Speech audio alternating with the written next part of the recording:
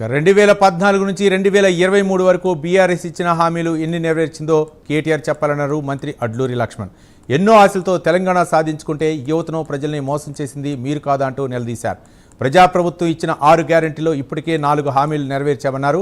Auto సోదరులకు ఇచ్చిన హామీ కూడా నెరవేరుస్తామన్నారు. కాళేశ్వరం పేరుతో లక్షల కోట్లు తిన్న కేటీఆర్ అందరూ అలాగే ఉంటారని అనుకుంటున్నారని అన్నారు. ఎస్సీ, ఎస్టీ, బీసీ, మైనార్టీ గురుకులాల విషయంలో ఇంకా టెండర్లు పూర్తి కాలేదని అప్పుడే విమర్శలు చేస్తున్నారని ఫైర్ అయ్యారు. కేటీఆర్ ఇష్టం వచ్చినట్లు మాట్లాడటం సరికాదంటున్న మంత్రి అడ్లూరి లక్ష్మణ్తో మా ప్రతినిధి అజిం ఫేస్ టు ఫేస్. ప్రస్తుతం మనతో పాటు మంత్రి అడ్లూరి లక్ష్మణ్ ఉన్నారు. కేటీఆర్ ఏదైతే ఆటో డ్రైవర్లకు సంబంధించిన అంశంపై రాహుల్ గాంధీకి ఒక ట్వీట్ చేశారో ఆ ట్వీట్పై మనం మాట్లాడించే ప్రయత్నం చేద్దాం. కేటీఆర్ రాహుల్ గాంధీకి ట్వీట్ చేస్తూ 2023లో ఏదైతే ఆటో డ్రైవర్లకు ఇస్తామన్నటువంటి ఏడాదికి 12,000 ఇవ్వలేదు, ఇంకా కూడా ఢిల్లీలో పెద్ద పెద్ద హామీలు ఇస్తున్నారు కానీ రాష్ట్రంలో ఇచ్చిన హామీల సంగతి ఏంటని అడుగుతున్నారు. ఇప్పుడు వాళ్ళు 2014 నుంచి తెలంగాణ ఉద్యమం వస్తే, మా ప్రభుత్వం వస్తే ఈ రాష్ట్రంలో తెలంగాణ ప్రజల బతుకులు బాగుపడతాయి, తెలంగాణ ప్రాంతానికి మన నీళ్లు మనకొస్తాయి, మన ఉద్యోగాలు మనకు వస్తాయని చెప్పి మాట్లాడినటువంటి 2014 మేనిఫెస్టో టీఆర్ఎస్ పార్టీ, 2018లో పెట్టినటువంటి టీఆర్ఎస్ పార్టీ మేనిఫెస్టోలు వారు ఏమి అమలు చేసిన వాళ్ళ ప్రభుత్వ హయాంలో చెప్పండి. ఇవాళ మేము ప్రజాపాలన లోపల గౌరవ ముఖ్యమంత్రి రేవంత్ రెడ్డి గారి నేతృత్వం లోపల, గౌరవ రాహుల్ గాంధీ గారు, మల్లికార్జున్ గారి నేతృత్వం లోపల ప్రజలకు ఇచ్చిన 6 గ్యారంటీ పథకాలను 4 గ్యారంటీ పథకాలు చేసినాం.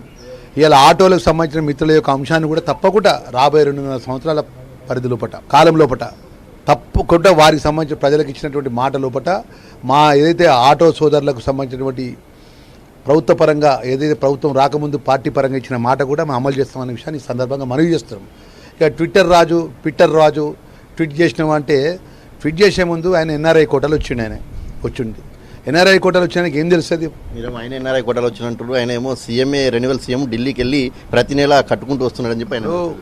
మా సీఎం అమెరికాలో పనిచేసి వచ్చి డైరెక్ట్ వచ్చి ఎమ్మెల్యే టికెట్ తీసుకున్నాడు కాదు.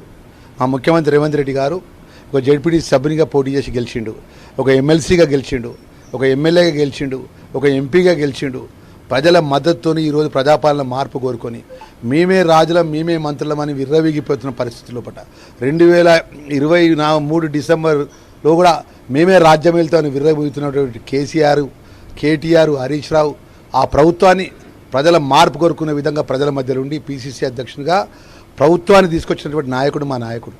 ఇవాళ ప్రజలతో మార్పు కోరుకుని ప్రజలు ఓట్లేసే శాసనసభ్యులందరూ కూడా ఏకగ్రీవంగా మా కాంగ్రెస్ పార్టీ సభానాయకుని ఎన్నుకొని ముఖ్యమంత్రిగా అఖిల భారత కాంగ్రెస్ పార్టీ ఒక సూచన మేరకు ఈరోజు ముఖ్యమంత్రి అయింది తప్ప మీలాగా ఎన్ఆర్ఐ కోట కాదు.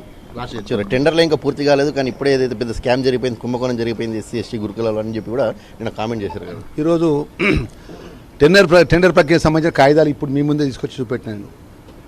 సెంట్రల్ ప్రొక్యూర్కి సంబంధించిన విషయం లోపల ఎస్సీ కానీ, ఎస్టీ కానీ, బీసీ కానీ, మైనార్టీ వెల్ఫేర్లో పిల్లల గొప్పగా ఉండాలి, గొప్పగా యూనిఫామ్స్ ఉండాలి, గొప్పగా షూస్ ఉండాలి, గొప్పగా బుక్స్ రావాలి అని చెప్పేసి తలంపుతోని సెంట్రల్ ప్రొక్యూర్ ద్వారా ఆన్లైన్ టెండర్ ప్రక్రియ స్టార్ట్ అయ్యి అది పూర్తి కాకుండానే అగ్రిమెంట్ అయ్యి దానికి సంబంధించిన వర్క్ ఆర్డర్ ఇవ్వకముందనే ₹1,00,00,000 కుంభకోణం అయిందని మాట్లాడేటోళ్ళు పచ్చకామిలో కట్ట ఊరంతా పచ్చ కనబడుతుంది. వాళ్ళ రాజ్యం లోపల దాచుకున్నారు కాబట్టి వాళ్ళ కాళేశ్వరం పేరు మీద, కమిషన్ల పేరు మీద ₹1,000 కోట్ల దాచుకున్నారు ఉన్నటువంటి ప్రభుత్వం కాబట్టి ఆ ఆలోచన ఎప్పటికూ మాజీ ముఖ్యమంత్రి కేటీఆర్కు టీఆర్ఎస్ పార్టీ నాయకత్వానికి ఉంటుందని చెప్తున్నా. చూసారు కదా, ఏదైతే ఆటో డ్రైవర్లకు సంబంధించిన అంశం కూడా ఖచ్చితంగా ప్రభుత్వం నెరవేర్స్తే ఇప్పటికీ 6 గ్యారెంటీలు 4 గ్యారెంటీలు కూడా నెరవేర్చాము అని చెప్పుకుంటూ కూడా మంత్రి అడ్లూరి లక్ష్మణ్ చెప్తున్నారు. కెమెరా శ్రీకృష్ణతో అజీం, ప్రైమ్ 9.